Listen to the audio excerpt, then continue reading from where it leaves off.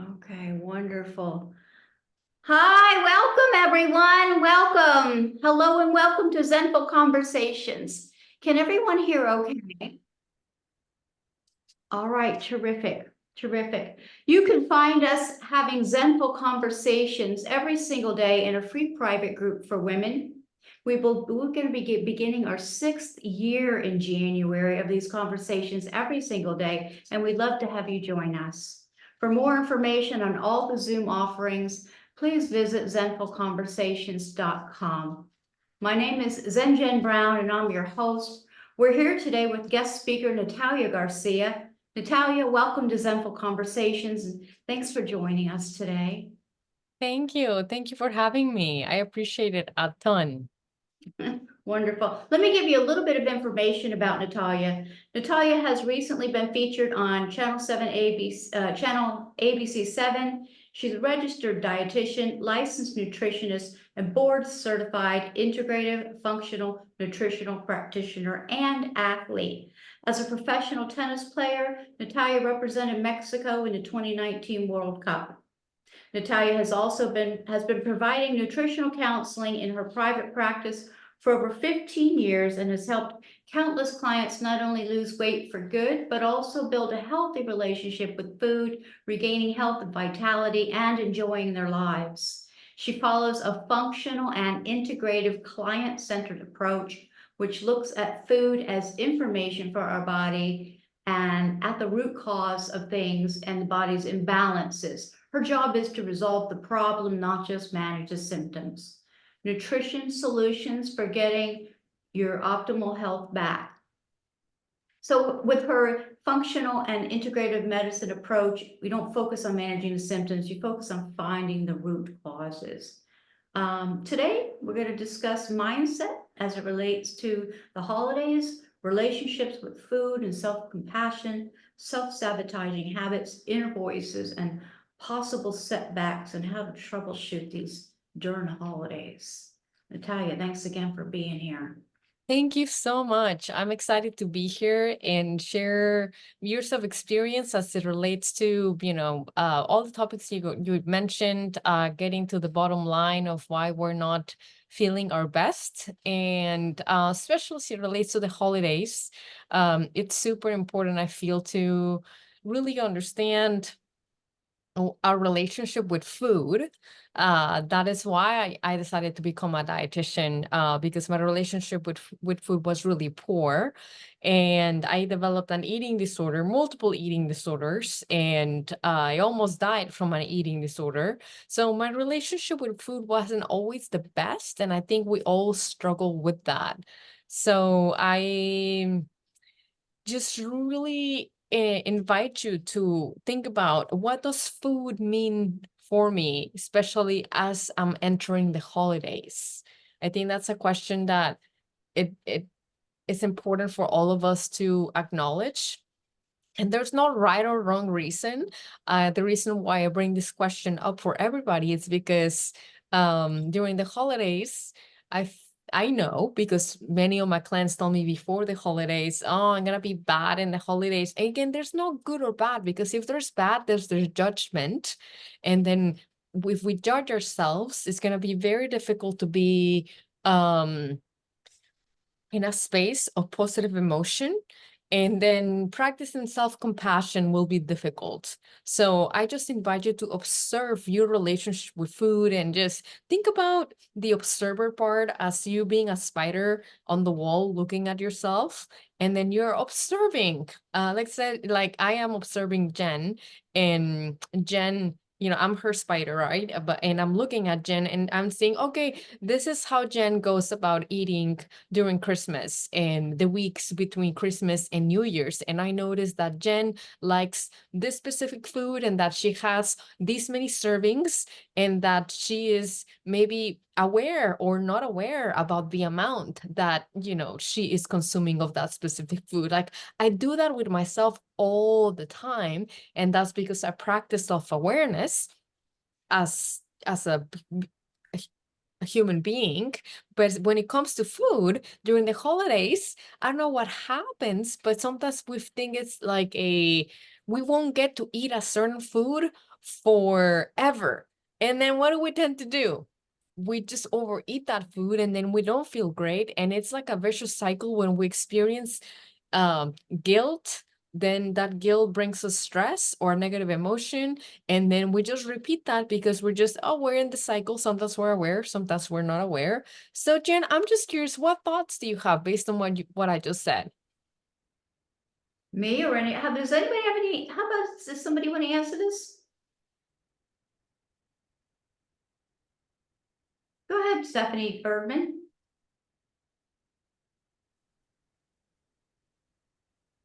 Um, what was the question again? What are your thoughts on all of what Natalia was just talking about?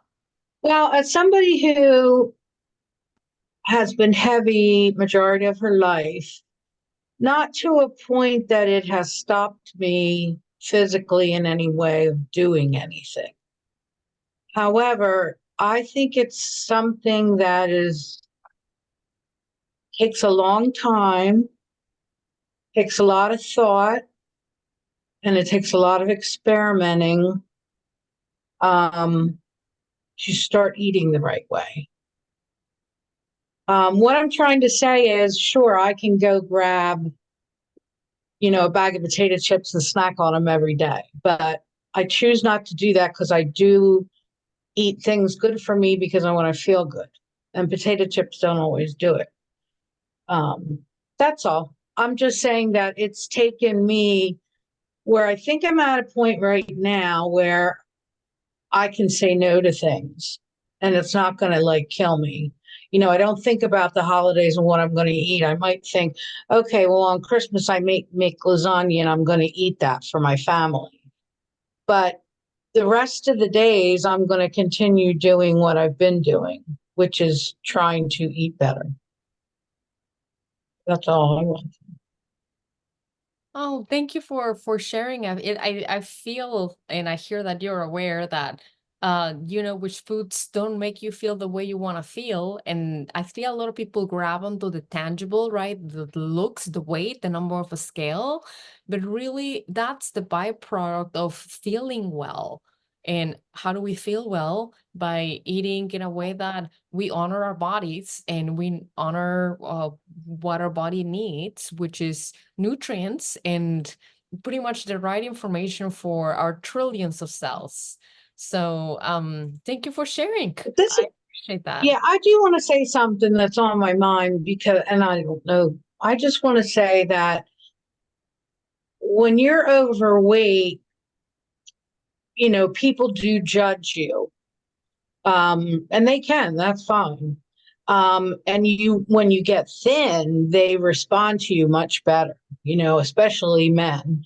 They respond to you much better. I mean, I don't have a problem with that. But are those real feelings or not? But now with this Ozempic that's come out, it makes me mad that people are getting it that aren't diabetic. Yeah. And they're losing weight on it and they look great. And I wish that could be me, but I don't think I'm ever going to be diabetic. Like, I have something to say about, well, a few things. okay. I think that for men or whoever you may trying to get attention, like there's other ways of feeling good about oneself, and that's just you Oh, empowering yeah. you, regardless the vessel. I feel that we can have whatever vessel, but if we love ourselves and if we have that self-compassion and that confidence on who we are, then the rest is really I think less really least important. But when it comes to Ozempic, I gotta tell you that people who are taking Ozempic, it's being documented that it's really making a mess of their digestive tract. I've been getting throughout the years that Ozempic has been in the market, women and men coming to my office with the most horrible digestive symptoms, and especially diarrhea and bloating, constipation, and stomach pain while they're on this drug. One of them, I remember correctly, she completely stopped it after 5 days, but those 5 days completely messed off her digestive tract, which is pretty much where your health resides. Like, I don't know if you heard about this saying, but all disease begins in the gut. And our microbiome and all the species, you want to think about this as a rainforest. So all that gets eroded, and as if there was a fire, right? And then this unhealthy bacteria just take over, and it's a mess. So you don't want to be there. And anybody who's doing that, it's focusing on the quick fix. That is something that I want to talk about today, the quick fix mentality, because that tends to be an inner voice that sets us back because we just want the quick fix. But anything that will stay for you for life, like lifestyle habits, are things that you work on, such as when you were a kid, right? Probably somebody told you, hey, let's brush our teeth, right? Every night. If not, we're going to get cavities, and let's floss, to have good oral hygiene. And you had to be told several times until you actually did it on your own. And now it's a habit. So when it comes to eating right and creating habits that make a beautiful, not just meat suit, but a beautiful being, because you love yourself by taking care of yourself, by engaging in these habits, that is how you create health, not with a quick fix that only lasts 30 days or 60 days, and then Yeah, in the back I burner, know. the mental and emotional side of the food and many other things are not addressed. So I would invite you to just, you know what, that it's actually really much better that you're not on that drug because your health is not being compromised. I know it. I know that's the truth. But if my doctor would give it to me, I would take it. Okay, then I Can't can't help you. Okay, that's fine. It's because it is My gonna mess with the gut. I doctor understand won't give it. what you're saying, because there's also some of these coaching programs out there that's eat certain products or whatever, and these people are losing weight like boom, boom. Well, Um, I eat good and I do exercise and I'm consistent, and I'm sorry, I don't seem to see the weight coming off like I think it should be. And I mean, I've struggled this for my whole life. So what I'm saying is, for some people that are thin, but it really doesn't matter to me. Eating healthy is most important for my health. As I get older, I'm 62. I want to keep eating good, and I want to establish those good habits. And I have. This has been like years. I've been trying different things to do, and consistently, like you said, make a habit. I've been walking for many years, and I walk and I do yoga, and but I'm still not doing enough, I guess. I don't know. And I don't think I'm eating too much, but whatever. Yeah. Well, I'm just go ahead, Jen, go ahead. I was gonna say it is frustrating. It is frustrating at times. It's frustrating being somebody that's overweight. If you've never been overweight, you have no idea what it feels like to be overweight and really struggle with the eating. And really, I mean, I don't eat anything hardly anymore unless it's good for me. I mean, I have cut out so much stuff. So I'm just expressing my point of view. It's easy to say, but as a fat person, I don't care. I still get dressed up. I still feel like I look good. I feel like I'm attractive, but I'm a fat person to other people. And I eat healthy. I just had black beans with eggs. What else did spinach. I ate an orange today, and I had yogurt with blueberries. I mean, I eat good all the time, and that's probably about all I'll have to eat today. You know, So if It's just, if you're doing something and you don't see results, then that means that something you're doing, it's you think you're eating healthy and you're not eating healthy, or there's something in your body that it's not there's nothing in my body because I'm fine as far as I get an annual checkup. The only thing that I can think of is a portion size. But, 2 eggs to me doesn't seem like that's too many eggs to eat at a sitting, and then I'm trying to incorporate, instead of bacon or sausage, which I love, I'm trying to do beans, implement the beans. I mean, I've been doing this for a while, and I've just recently taken off about 15 pounds. But I just want to express, as a fat person, how hard it is, and what people look at you and they think what you must go home and consume in your body to make you look the way you look. And that's all. Right, right. I'm sorry. And I'll listen to whatever you have to say. It's just that it's not that easy for a fat person.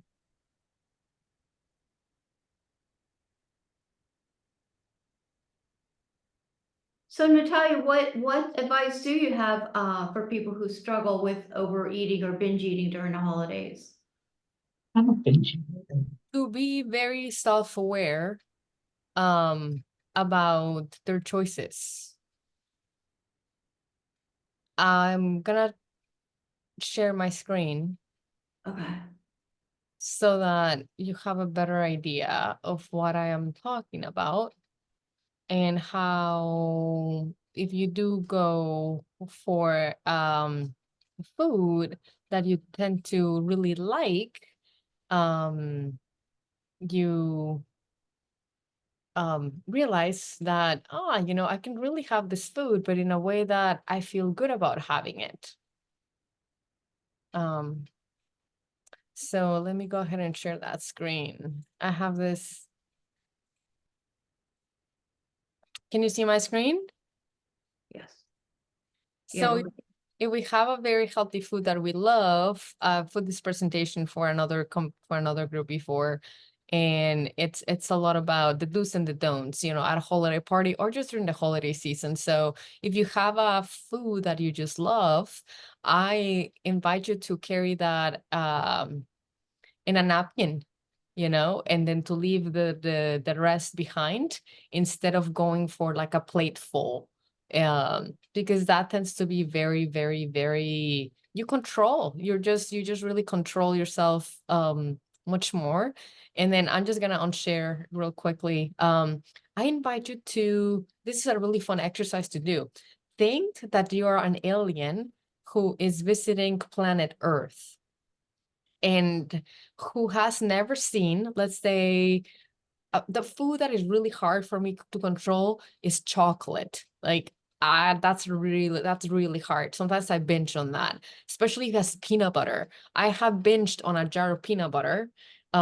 When I first came to the US, I didn't grow up peanut butter like most of the people in the United States. So I would binge eat a whole jar of peanut butter within a day. So I know what binge eating is, because I've actually also been very overweight when I was a teenager and really haven't felt good about myself. So I've been there. And the reason why I share my stories with you is so that these are troubleshootings that I've done for myself and that other people find helpful. So when it comes to chocolate, think that you're an alien from another planet who is visiting planet Earth, and your job is to go back to your spaceship and tell your species about a food that you just found out. And the way you would want to go about this is pretty much closing your eyes, take a piece of chocolate, and then put it next to your nose, and then see what smells arise.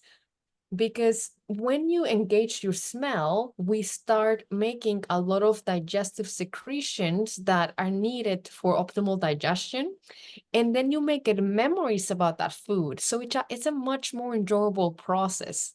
The second step would be putting it against your lips and just see how the texture and what comes up as you put it next to your lips. The third step is actually putting it into your mouth without actually chewing, just letting the piece of chocolate sit, or whatever it is, the food that you love, or that tends to be a food that you binge on, and then just let it melt without chewing. And to, when you actually start chewing, to make sure that you have the food all over your mouth, especially at the tip of the tongue. This is where the receptors are, where we actually experience sweetness the most. So if we eat and just swallow, we never touch this taste buds receptors at the tip of the tongue. So it's just a matter of really thinking that you're an alien and that you're supposed to really experience a way of eating a food in a very different way, so that you actually experience eating this food in a very satisfying way. Did I answer your question? I would imagine you eat less that way too. That is really challenging though, because when I do allow myself to have those kind of things, I'm a gorge. I'll gorge. I'll gorge it. I'll put it in my face as fast as I can. I don't feel bad after. I don't do anything after. I feel good. I want more. That's my challenge with all of this stuff, is when you eat it, you kind of want more. For me, it's just easier to drop it completely and go the other direction and find alternatives. So, you know, like alternative routes. Otherwise, I think with all the chemicals and everything that they put in things, it kind of makes you want more anyway. But I want to get to some questions. I want to find out if anybody else has any questions real quick. Does anybody else have any questions that they'd like to ask? Go ahead, Kimberly. It's not really, I guess I do have a question, but I just wanted to comment on what she just said about the chocolate. So you guys know I love ice cream, and I would eat a pint of Ben and Jerry's a night because I would get into a cycle of, you want more, you want more, you want more, you want more. And then like, how long is that going to go on? So then I said to myself, well, I'm just not going to eat it. Well, a couple of weeks ago, somebody else had told me basically what you just said. And I did. I went out and I bought a bag of the Dove dark chocolate, the little pieces. And I was thinking to myself, no way in hell this is going to work. Put it in the freezer. And seriously, I haven't had ice cream in weeks. Don't even crave it. Don't even want it. And I eat that piece of chocolate at night, the way that you said, and I have not wanted anything else. And I think the reason why is because it gets rid of that, you deny yourself, deny yourself, deny yourself, deny yourself. So if I give that to myself every day, I know that I'm going to get, something. And I haven't wanted it since then. And I don't know if that's just me or if but it's basically what you just said. And I just want to say that it worked for me. So, which is incredible because I love ice cream. But it absolutely did work. My question is, Quick question. Yeah. Let me interrupt. What did you learn by doing this? What are you learning about yourself by eating slower and by eating just smaller amounts? What are you learning about yourself? I learned, and I think that behavior goes all the way back to my childhood. It really does. With eating fast, stuff that I liked, it goes all the way back to my childhood, which is what I thought of when I really did think about it. And now that I know, it's not even in my mind anymore. Like, I don't even think. Before, it used to be, I'm going to stop at the store and get ice cream. I'm going to stop at the store and get ice cream. And when I get home, I'm going to eat ice cream, at 8 o'clock at night. And I'm going to, it was always like a loop in my head. And now I know that I'm going to get that chocolate, and the whole thing of chocolate is in the freezer, and I don't want any more than one piece. And I can't tell you why, how, why it works, but it's not as sweet, and so we don't like totally crave it as much. I've gone through this too, and you gotta be really careful, because you slip once, and for me, it take me months to get back on track again. So, I'm just saying, like, it's been a couple of weeks, and I thought that was pretty, because for me, that's great. it's amazing.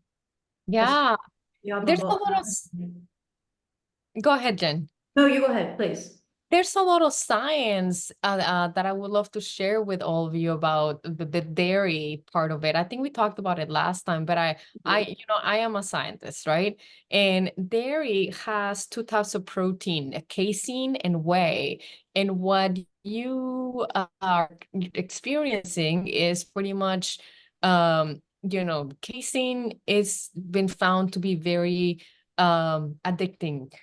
It's been shown to be an opioid like peptide. So people who have dairy every day, it's very hard for them to see any changes, in their weight or their behavior as it comes to food, because dairy, because of this casein, which morphs into casomorphin, acts at our receptors in our brain, and it makes us really overeat certain foods. So this is documented in the scientific literature, and it's known to have opioid activity. And recent research has actually correlated the exposure to cow's milk here in the States. If we were in Europe, it would be a whole different story, because it's a total different breed of cattle.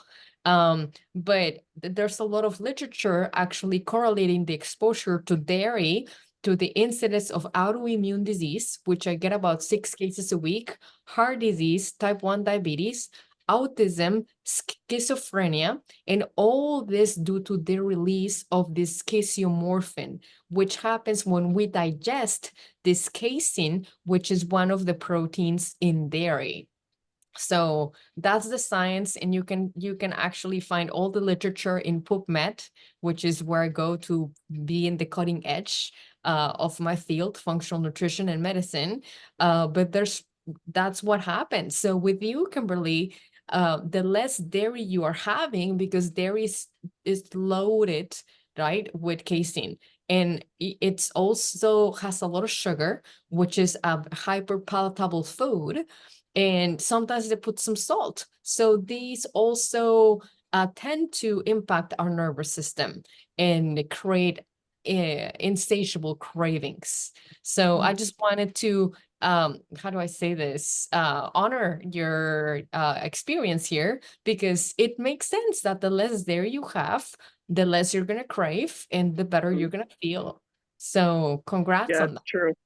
And now I'm to the point where if I did eat ice cream, I would end up getting diarrhea. It puts me into an immediate like coma.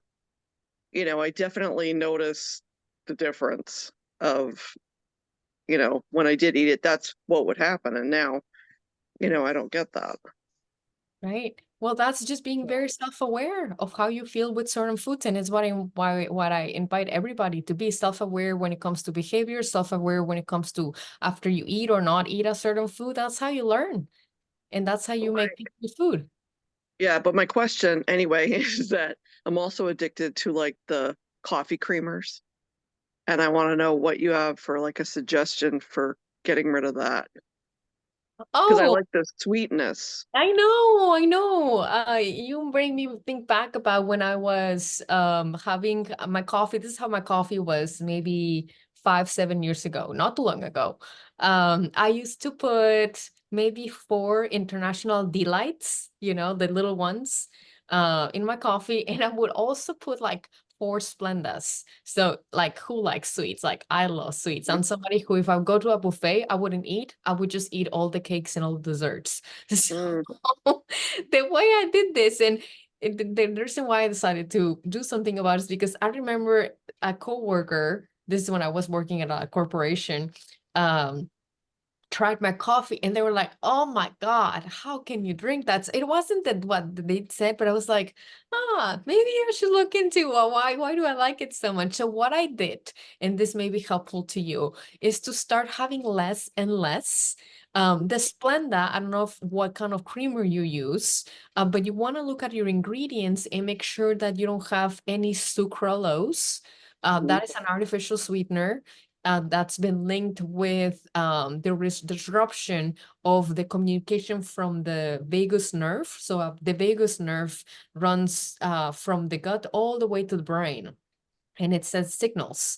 So if we have artificial sweeteners like sucralose and acetylphane potassium, I know those are big names, but sucralose and acetylphane potassium, and now also the erythritol, a lot of people who were doing keto or a lot of like zero sugar started to use that sweetener. So make sure that your coffee creamer doesn't have that. And if it does, it's just a sign that it's just really disrupting your environment. But the way to kind of wean yourself off, there's a product out there called Nut Pods, NUTPODS. And it has zero added sugars. It has some sweetness. It's not the same as International Delight or anything that has a lot of added sugar, but it's thick and it has some flavor and it can really do the job. Now, understand that this connection between the gut and the brain and the taste buds, it takes time to change. So at the beginning, if you wean yourself off what you're on, which is probably dairy based, and please don't Yes. make oat based because everything made with oats and grains has a lot of glyphosate and that is in Roundup. So don't go the oat way. A lot of people are doing oat milk and oat creamer and all that. Yeah, it's that one. Thank you. So just be sure that you are not in the oat wagon because that's the new hotness of the market. Okay. Right. Hot pots would be the way to go. And it's not gonna taste the same, but your taste buds are going to adjust to less sugar. And that's very important that be patient with yourself. All right. And then just keep at it. That would be my recommendation a Yeah. lot. Yeah. No, I'll try it because I mean the chocolate thing worked, so I'm willing to give it a try. That's Yeah. it. We have to allow it. And that's the willing. Right. Are you willing to do this for ourselves? Yep. Thank you so much, Kim. Thank you Yep. so much, Kim. Does anybody else have any questions for Natalia while we have her on the line? No? Okay, Natalia, probably got about 10 minutes or so left. What do you want to leave these ladies with today? What do we want to, what is in your little heart there to share?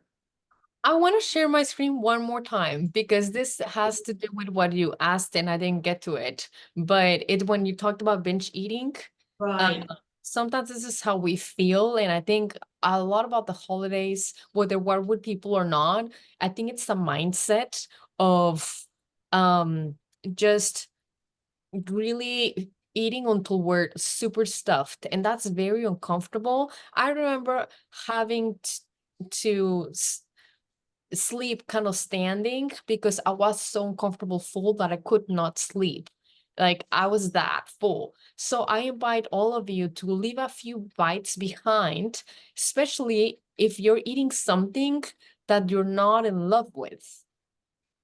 That would be an advice that I would tell you. If you go to a Christmas party, I mean, I have here like a Thanksgiving, holiday dinner, and calories kind of add up. And when you go to somebody's home, you may see all these foods that you may not even love. So I just kind of patted all the calories here of what this looks like.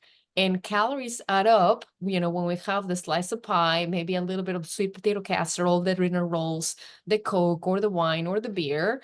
And guess what? You end up with a total of over 2,000 calories without snacks. So I just want to make everybody aware that if you don't love all the foods that are offered, just skip it. Like eat your favorites. that's just one that I have. And then I have another slide that I want to share with you.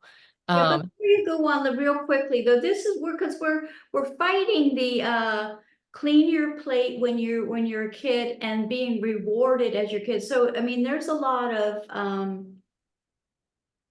there's a lot to overcome in process of this transition. So and I think a good portion of it is not getting frustrated with yourself. It's huge. Yeah, and yeah, just giving yourself grace, but yeah, being willing to do these things for ourselves and deciding, okay, maybe when I was a kid, yeah, my mom said to clean your plate, but as who I am now, I cherish my health more and I'm gonna leave that on the plate for me and not worry about it. And we can change, we can make these changes with ourselves if we just allow ourselves. I'm sorry, go ahead. It's just that how we're raised.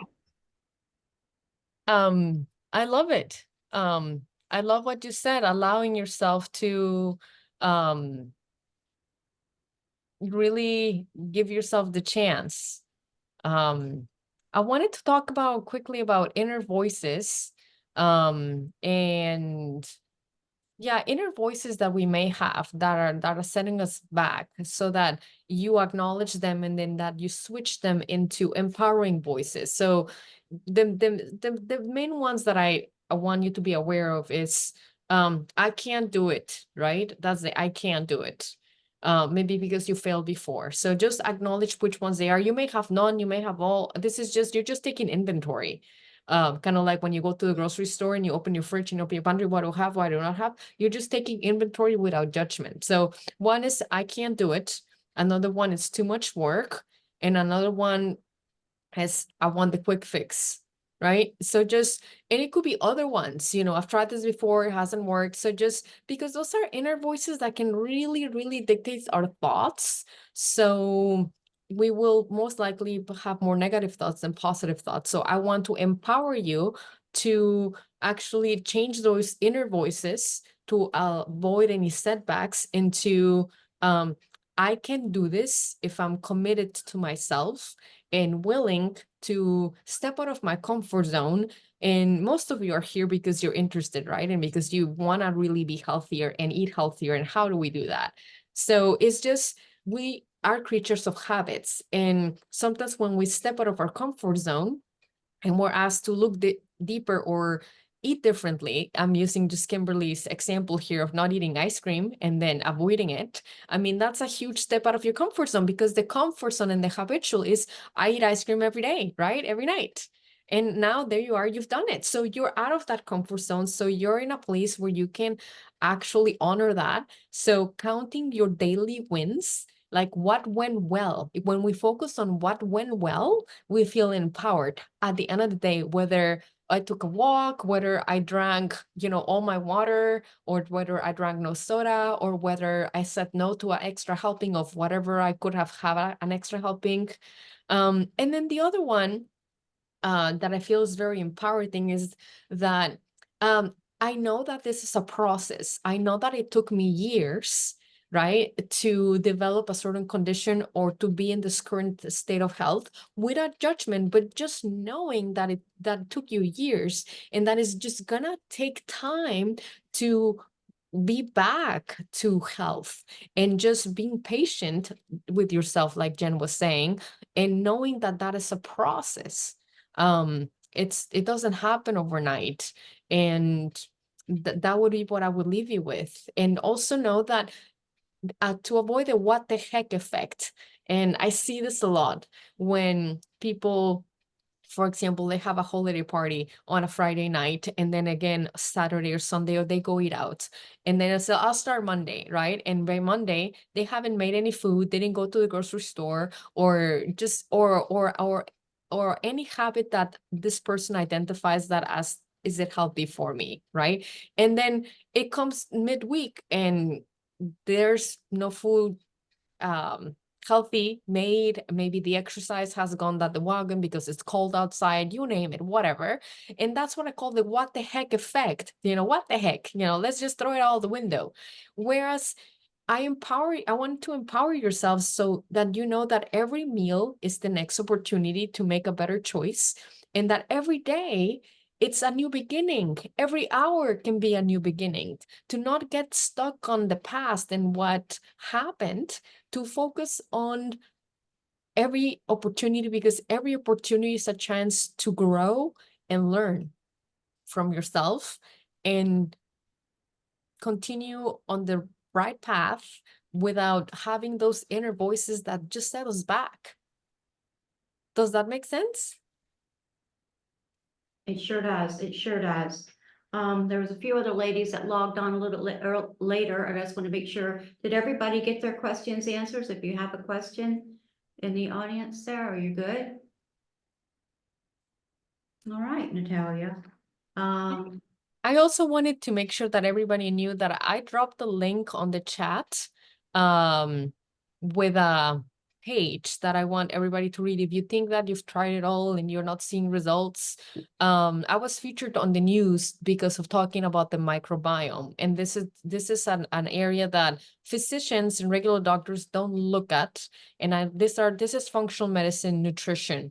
So I dropped that in there so that you know that maybe something's off in the science. I go into that in that. I don't think we have the time to go into that, but you can read that. It has my 2 interviews where I talk about the gut, and where a client actually came in with me with ABC7 to talk about what we found when she did a microbiome test, and how that was very revealing. And with your body, you may go to your doctor and they want to run regular blood work, but that regular blood work may show like everything's fine, but there's many other testings that unfortunately your regular doctor is not trained or doesn't know of, or it's not covered by insurance, but it'll tell you a lot. I had a lady yesterday with a level of arsenic at 60, and she came to me because of her diabetes, and she had a history of cancer, and an 11 of arsenic at 60 is probably the reason why she got cancer in the first place